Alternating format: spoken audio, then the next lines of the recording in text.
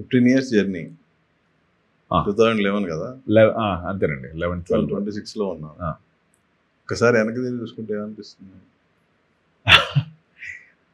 అంటే నేను ఎప్పుడు నా అందరు నేను చూసుకోను సార్. ఎవరో అడిగినప్పుడు మాత్రం ఒకసారి వెనక్కి చూసి ఆలోచిస్తుంటారు. ఎందుకంటే మనం ఏదో టార్గెట్ కోసం ప్రయత్నిస్తున్నాం కాబట్టి వెనక్కి చూసుకోవడం కంటే ముందు ఎక్కువ చూస్తూ ఉంటాం. ఏంటి టార్గెట్ ఏంటి?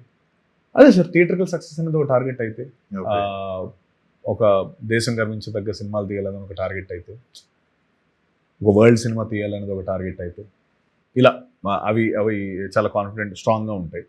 వెనకాల చూసినప్పుడు ఎక్కడో స్టార్ట్ అయింది. ఇప్పుడు నిజంగా ఒక సర్కిల్ చూస్తే సీతం వాకిట్లో సిరుముల జట్టు అనే ఒక సినిమాలో మహేష్ బాబు గారి ఫ్రెండ్ కింద స్టార్ట్ అయ్యాను. ఆ సీన్ కూడా ఏదండి, మిస్టర్ పర్ఫెక్ట్. దానికంటే ముందు మిస్టర్ పర్ఫెక్ట్. అంటే నేనది ఈ పర్టికులర్ సినిమా గురించి, రావు బహదూర్ అనే సర్కిల్.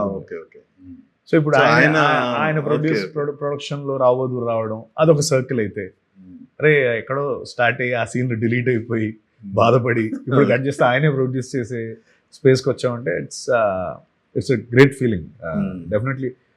అంటే మైండ్లో ఆ థాట్ లేకపోతే ఇది రాదు కదా అన్నది పాయింట్. సో రేపొద్దున ఇంకోటి ఏదో రీచ్ అవుతాం, అప్పుడు మళ్ళీ వెనక్కి చూసుకున్నప్పుడు ఓకే అదే.